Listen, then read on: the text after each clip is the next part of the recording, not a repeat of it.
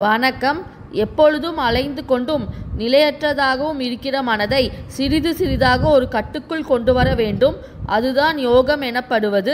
இப்படி யோகத்தில் உறுதி பெற்றவர் எல்லாவற்றிலும் என்னை காண்கிறார், என்னிடம் எல்லாவற்றையும் காண்கிறார். அப்படிப்பட்டவர் என் பார்வையிலிருந்து அகலுவதில்லை, அவர் பார்வையிலிருந்து நான் மறைவதில்லை. இப்படி கிருஷ்ணர் கூறிய போது அர்ஜுனனுக்கு மேலும் ஒரு சந்தேகம் வந்தது. சமமான பார்வையை எய்துவது என்று நீ புகட்டிய இந்த யோகமானது அலைகின்ற என் மனதில் உறுதியாக நிலைக்கக்கூடியது என்று எனக்கு தோன்றவில்லை. மனம் அலையும் தன்மை கொண்டது. அதை அடக்குவது காற்றை அடக்குவது போல இயலாத காரியம் என்று நான் நினைக்கிறேன். இவ்வாறு கூறிய அர்ஜுனனை பார்த்து கிருஷ்ணர் மீண்டும் பேச ஆரம்பித்தார். அர்ஜுனா, மனம் அடக்குவதற்கு மிகவும் கடினமானது என்பது உண்மைதான். அது நிலையற்றதும் கூட. ஆனால் பயிற்சியினாலும் இடைவிடாத முயற்சியினாலும் மனதை ஒரு கட்டுக்குள் கொண்டு வர முடியும். மனதை கட்டுப்படுத்தாதவருக்கு யோகம் கிட்டாது. இதை சாதிக்க வேண்டும் என்ற எண்ணத்துடன் முயற்சியில் ஈடுபடுபவருக்கு யோகம் கிட்டும். இவ்வாறு சொன்ன கிருஷ்ணரை பார்த்து அர்ஜுனன் கேட்டார், கிருஷ்ணா, ஒரு மனிதன் உண்மையான ஊக்கத்துடன் மனதை கட்டுப்படுத்த முயற்சிக்கிறார். ஆனால் அவர் முயற்சி பயனளிக்கவில்லை. அவனால் யோகம் என்ற நிலையை அடைய முடியவில்லை. அப்படிப்பட்டவருடைய கதி என்ன? அவர் யோக நிலையை எய்த முடியாமல் செயல் முறையிலிருந்து வலுவி அழிவை எய்து விடுவாரா? இந்த சந்தேகத்தை எனக்கு தீர்த்து வைக்குமாறு கேட்டுக்கொள்கிறேன். கிருஷ்ணர் சொன்னார், அர்ஜுனா, இப்படி முயற்சி செய்பவருக்கு அழிவு கிடையாது. நல்லதை செய்ய முயற்சிப்பவர் எவனும் கெட்ட நிலையை அடைய மாட்டார். அவ்வாறு முயற்சி செய்து யோகத்தை எய்த முடியாதவர் புண்ணியம் செய்தவர்கள் எந்த லோகங்களை அடைவார்களோ அதை அடைவார். ஆனால் பிறகு மீண்டும் பூமியில் பிறப்பார். அந்த பூமி பிறப்பு நல்ல பிறப்பாகவே இருக்கும். அப்படி பிறப்பை மீண்டும் அவர் எய்தும் போது தனது முந்தைய பிறவில் செய்த முயற்சியின் பலன் அவருக்கு ஆரம்பத்திலேயே கிட்டும். ஆகையால் மேலும் முயற்சி செய்து அவர் யோக நிலையை அந்த பிறவியில் எய்துவார். அர்ஜுனா, மனதை கட்டுக்குள் கொண்டு வந்து விட்டவர் எல்லோரையும் காட்டிலும் உயர்ந்தவர். ஆகையால் அப்படிப்பட்ட யோக நிலையை அடைய நீ முயற்சி செய்ய வேண்டும். கிருஷ்ணர் மேலும் சொன்னார், அர்ஜுனா, என்னிடம் மனதை முழுமையாக செலுத்தி என்னையே சரணம் என கொண்டு என்னை அறிய முயற்சிக்க வேண்டும். ஆயிரக்கணக்கான மனிதர்களில் ஒருவர்தான் இம்மாதிரி முயற்சியில் இருக்கிறார்.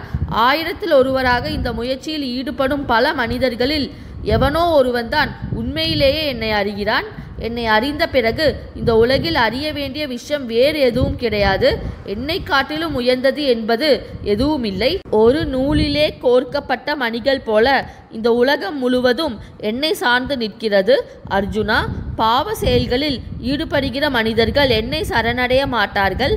அவர்கள் மூடர்கள், அறிவிழந்தவர்கள். அவர்களிடம் அரக்கத்தன்மை நிலைத்திருக்கிறது. கிருஷ்ணர் மேலும் சொன்னார், அர்ஜுனா, 4 வகையான மனிதர்கள் என்னை வழிபடுகிறார்கள். துன்பத்தை அடைந்தவர்கள், அறிவை எய்த விரும்புகிறவர்கள், பொருளை அடைய விரும்புகிறவர்கள், ஞானிகள் என்ற 4 வகையில் மனிதர்கள் என்னை வழிபடுகிறார்கள். இவர்களில் ஞானிகள் உயர்ந்தவர்கள். அவர்களுக்கு நான் பிரியமானவர். அதேபோல் அவர்களும் எனக்கு பிரியமானவர்கள்.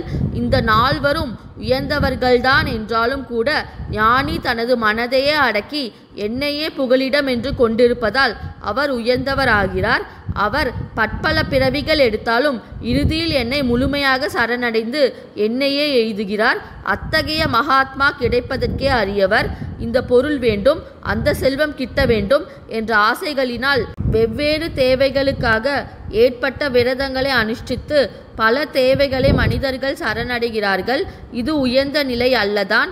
ஆனால் உண்மையான சிரத்தையுடன் அவ்வாறு ஒரு தேவையை ஒருவன் வணங்கினால் அவருக்கும் பயன் கிட்டுகிறது. எந்தெந்த பக்தன் எந்தெந்த நம்பிக்கையோடு எந்தெந்த வடிவத்தை ஆதாரணை செய்கிறாரோ அந்தந்த பக்தனுக்கு தக்க வடிவத்தை நான் மேற்கொண்டு அவருக்கு பலன் அளிக்கிறேன். அந்த பலன்களை வகுத்து கொடுப்பவரும் நானே. அதனால் அவர் விரும்பிய வடிவத்தில் அது கிடைக்கிறது. இப்படி பலன் பெறுகிறவர்கள் உயர்ந்தவர்கள் அல்ல என்று நான் சொன்னேன். அவர்கள் அறிவை எய்தாதவர்கள். அவர்கள் பெரும் பலன் இறுதியில் அழியக்கூடியது. ஆனால் உண்மையான ஞானத்தை அடைபவர் என்னையே அடைகிறான். அந்த பலன் அழிவில்லாதது. மாயையினால் மறைக்கப்பட்ட நான் எல்லோருடைய கண்களுக்கும் புலப்படுவதில்லை. ஆகவே அறிவில்லாத மனித சமுதாயம் என்னை பிறப்பில்லாதவர் என்றும் அழிவில்லாதவன் என்றும் உண்மையாக அறிந்து கொள்வதில்லை. ஆனால் புண்ணிய காரியங்களே செய்து பாவ காரியங்களை விலக்குகிற மனிதர்கள் என்னையே சரணடைந்து இறுதியில் என்னை அறிந்தவர்களாகிறார்கள். அர்ஜுனன் ஒரு சந்தேகத்தை கேட்டார். கிருஷ்ணா, பிரம்மம், ஆத்ம ஞானம், கர்மம் இவைகளெல்லாம் என்ன என்பதை பற்றி சற்று எனக்கு விளக்கு. இப்படி கேட்ட அர்ஜுனனை பார்த்து கிருஷ்ணர் சொன்னார், எது அழிவற்ற பரம்பொருளோ அதுதான் பிரம்மம். அதன் இயல்பை பற்றிய அறிவு ஆத்ம ஞானம். உயிர்களை எல்லாம் இயக்கி வைக்கும் இயற்கையின் தன்மை கர்மம் எனப்படுகிறது. மேலும் கேள் அர்ஜுனா, ஒருவன் எந்த நினைவோடு தன்னுடைய உடலை துறக்கிறாரோ அந்த நிலையையே அவர் எழுதுகிறார். ஆகையால் ஞானிகள் இறுதி காலத்தில் அசைவற்ற மனதுடன் என்னையே நினைத்து கொண்டு உயிர் துறந்து என்னையே எழுதுகிறார்கள். அப்படிப்பட்ட ஞானிகள் மறுபிறப்பை எழுதுவது கிடையாது. எந்த நிலையை எய்திய பிறகு மனிதன் மறுபிறப்பை அடைவதில்லையோ அது பரமபதம் என்று சொல்லப்படுகிறது. அப்படிப்பட்ட ஞானிகள் பகல், சுக்லபட்சம், உத்தராயணத்தின் 6 மாதங்கள் இவற்றில் தங்கள் பூத உடலை விட்டு என்னை எய்துகிறார்கள். மறுபிறவி எய்துபவர்கள் இரவு நேரம், கிருஷ்ணபட்சம், தட்சிணாயத்தின் 6 மாதங்கள் இவற்றில் உடலை நீக்கி மறுபிறவியே அடைகிறார்கள். முதலாவது ஒளி நிறைந்த பாதை, அதில் ஞானிகள் செல்கிறார்கள். அவர்கள் மீண்டும் பூவுலகத்துக்கு திரும்புவதில்லை. இரண்டாவது இருள் சூழ்ந்த பாதை, அதில் மற்றவர்கள் செல்கிறார்கள். அவர்களுக்கு மறுபிறவி உண்டு. உண்மையான யோகி மனதை கட்டுப்படுத்தி இறுதி காலத்திலும் என்னை நினைத்து முதல் மார்க்கத்தில் செல்கிறார். அப்படிப்பட்ட யோகி வேதங்கள், யாகங்கள், தவங்கள், தானங்கள் இவற்றின் பலனையெல்லாம் கூட கடந்து விட்டவர். அவரே பரமபதத்தை எய்துகிறார். கிருஷ்ணர் மேலும் சொன்னார், நான் வெளிப்படையாக என்னை விளம்பரப்படுத்தி கொண்டு நிற்கவில்லை. ஆனால் உலகமெங்கும் நான் பரவி இருக்கிறேன். சகல ஜீவராசிகளும் என்னுள் அடங்கியிருக்கின்றன. என்னுடைய மேன்மையை அறியாத மூடர்கள் ஆசை, கொடூரம், மனக்குழப்பம் ஆகியவற்றில் வீழ்ந்து என்னை நிராகரிக்கிறார்கள். ஆனால் மகாத்மாக்கள் என்னுடைய உயர்வை புரிந்து கொண்டு என்னை வழிபடுகிறார்கள். அப்படிப்பட்டவர்களின் நன்மையை நான் தாங்குவேன். எவன் ஒருவன் ஒரு இலையையோ, ஒரு பூவையோ, ஒரு பழத்தையோ, ஒரு துளி நீரையோ எனக்கு பக்தியுடன் தருகிறாரோ அவர் என்னை பெரிதும் திருப்தி செய்தவர் ஆகிறார். அர்ஜுனா, நீ எதை செய்தாலும் சரி, எதை பூசித்தாலும் சரி, எதை தானம் செய்தாலும் சரி, என்ன தவம் செய்தாலும் சரி, என்ன செயலை புரிந்தாலும் சரி, அதை எனக்கு அர்ப்பணம் என்று செய். அவ்வாறு செய்தாயானால் நீ எல்லா கர்மங்களிலிருந்தும் விடுபடுவாய். அதனால் என்னையே சேர்வாய். அர்ஜுனா, உன் மனதை என்னிடம் அர்ப்பணித்துவிடு. எனக்கு பக்தனாக இரு. எனக்கே பூஜை செய். என்னை வழிபடு. இறுதியில் அடைய வேண்டிய பொருளான என்னையே நினை. இப்படி உன் மனதை ஒரு கட்டுக்குள் கொண்டு வந்து நிறுத்துவாயானால் நீ என்னை அடைவாய். அர்ஜுனன் மெய்மறந்து நின்று சொன்னார், கிருஷ்ணா, நீயே பரம்பொருள் என்று வியாசரும் சொல்லியிருக்கிறார். இப்பொழுது நீயும் அதை விளக்கினாய். நீதான் உயிர்களை படைப்பவர் என்பதும் உயிர்களை காப்பதும் நீதான் என்பதும் ஏற்கனவே உன்னை உணர்ந்தோரால் கூறப்பட்டிருக்கின்றன. உன்னுடைய பெருமைகளை நான் முழுமையாக அறிய விரும்புகிறேன்.